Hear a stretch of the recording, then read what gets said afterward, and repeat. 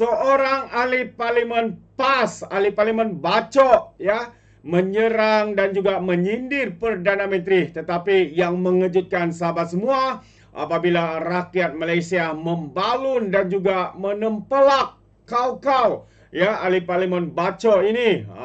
Jadi itu antara perkara yang memalukan, ya, yang seringkali dibuat oleh pemimpin-pemimpin daripada parti PAS ini. Tidak habis-habis menyerang Perdana Menteri kita, seperti mana pada satu himpunan kononnya benci rasuah, tetapi Datuk Seri pula yang disalahkan. Soalnya spanduk ataupun poster yang dikatakan itu Datuk Seri Anwar Ibrahim sebagai bapa pembebasan perasuah. Jadi benarkah ada banyak perasuah yang dibebaskan ketika kerajaan Madani hari ini? Itu persoalan yang menarik untuk kita fikirkan bersama sahabat semua. Jadi untuk perkara yang pertama ini yang menarik untuk saya kongsikan bersama dengan anda. Tapi sebelum itu, jangan lupa juga untuk terus support Orionova Channel dengan cara tekan butang subscribe, like, dan share. Mari kita ikuti berita gempak hari ini. Nak sindir Perdana Menteri pasal tersasar dan juga bersasar, ahli parlimen PAS, ahli parlimen bacok ini kena sekolah, kena balun kau-kau oleh rakyat Malaysia. Jadi mari kita lihat kenyataan media ini, sahabat semua, apa sebenarnya yang dibuat oleh seorang ahli parlimen daripada parti PAS ini. Jadi kalau kita lihat kenyataan media ini, seorang wakil rakyat PAS ibarat kena sekolah dengan rakyat oleh orang ramai selepas menganggap Perdana Menteri serba tersasar dan dari isu harga minyak hinggalah tita addendum. Ahli parlimen bacok Sahir Sulaiman mulanya menerusi hantaran di platform X menempelak Datuk Seri Anwar Ibrahim dengan turut menyenaraikan perkara yang tidak tersasar. Katanya PM bukan Menteri Kewangan, tersasar. Turun harga minyak, tersasar. Tol percuma, tersasar. Tita addendum, jauh tersasar. Itu antara kenyataan beliau. Yang tidak tersasar katanya DNA selepas tanpa dibebaskan kes rasuah siasatan 3R. Itu kaedah bersasar, sindir Sahir lagi.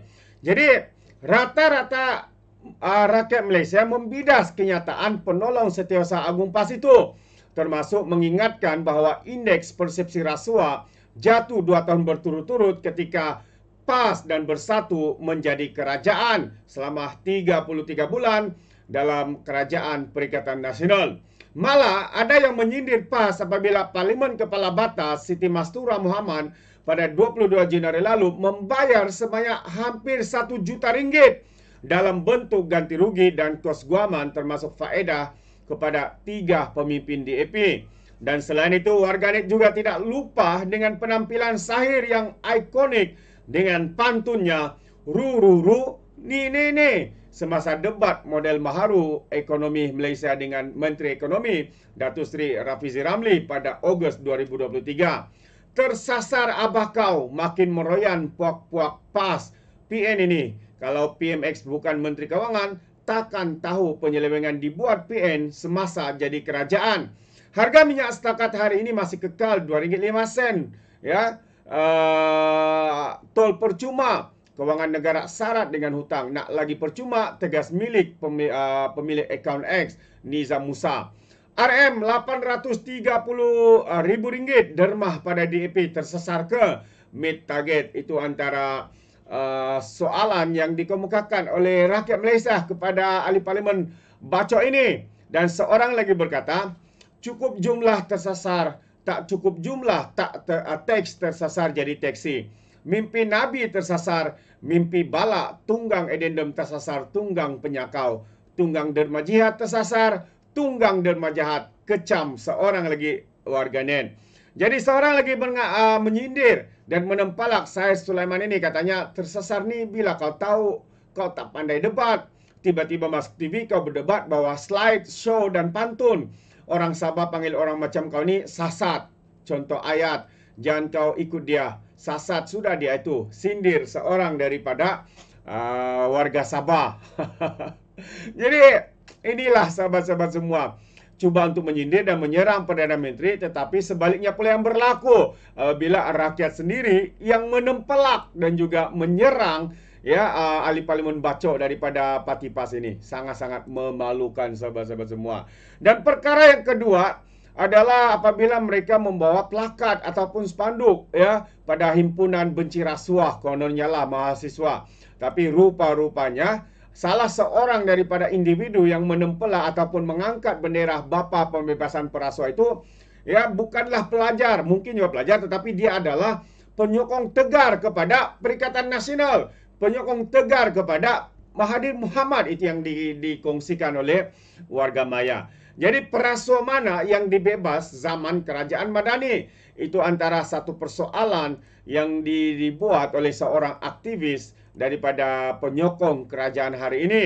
Jadi plakat terpampang ungkapan Bapa Pembebasan Perasuah dengan karikatur mirip Datuk Seri Anwar Ibrahim sepena Himpunan Rakyat Benci Rasuah di Dataran Merdeka semalam mengundang persoalan banyak pihak.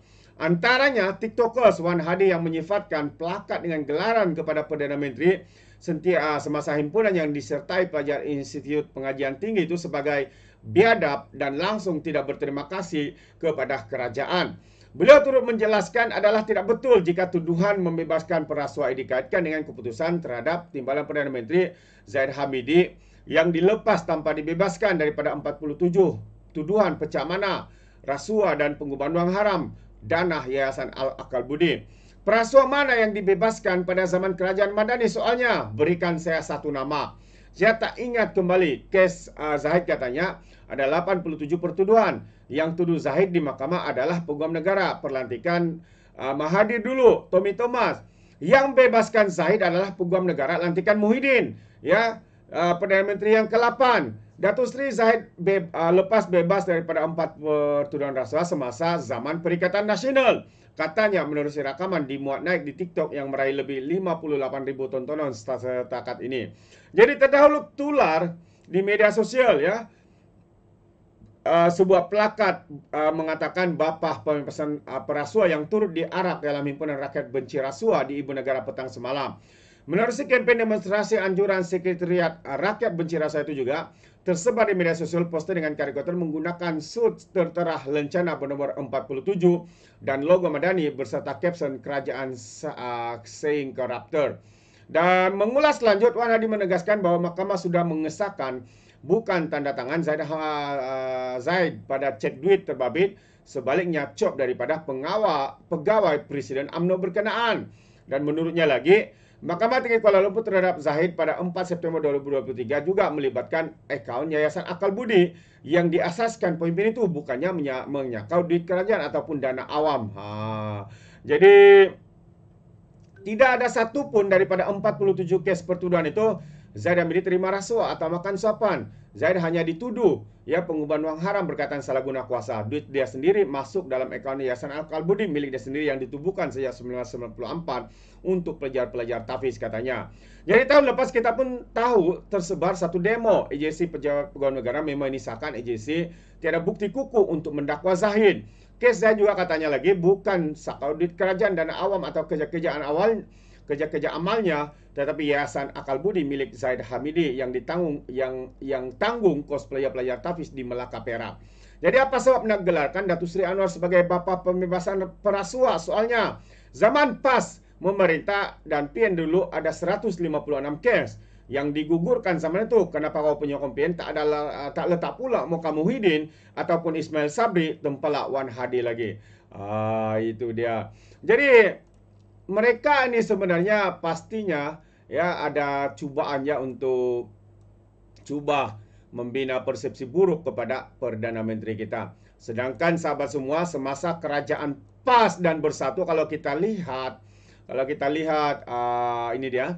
Kalau kita lihat statistik ini atau data ini 156 kes di mahkamah digugurkan ketika kerajaan PAS dan Bersatu Perikatan Nasional.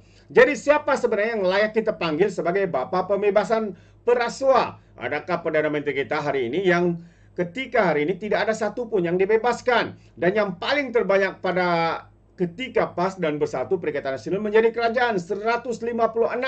Antaranya kes Hasanah bekas daripada tuduhan pecah amanah 50.4 juta ringgit. Antaranya lagi Isa Samad bebas satu pertuduhan pecah amanah ketika kerajaan PAS. Antaranya Safi lepas bebas kes LSDN dan ubah wang haram 9.5 juta. Ini juga berlaku dibebaskan ya kes jenayah berprofil tinggi VVIP yang digugurkan dibebaskan ketika zaman PAS dan bersatu menjadi kerajaan. Banyak lagi lah. Antaranya Ahmad Mazlan bebas 2 tuduhan bayar compound 1.1 juta. Kunan bebas kes rasuah 2 juta terlepas hukuman penjara 12 bulan. Dan Muhammad Hafarizam bebas tuduhan pengubahan wang haram 15 juta. Dan Fiza Aziz dilepas tanpa dibebaskan. Aziz Rahim lepas tanpa bebas 3 tuduhan rasuah. Dan apa lagi? Nazarudin lepas tanpa bebas 18 pertuduhan pecah amanah. Bekas ahli lembaga Felda bebas 29 tuduhan rasuah. Ya, ini kes yang ke-29. Dan banyak lagi. Antaranya Zaid bebas 40 tuduhan rasuah kes projek sistem FVLN. Dan Musa Aman bebas 46 tuduhan. Berbagai tuduhan rasuah, penyelewengan dan sebagainya.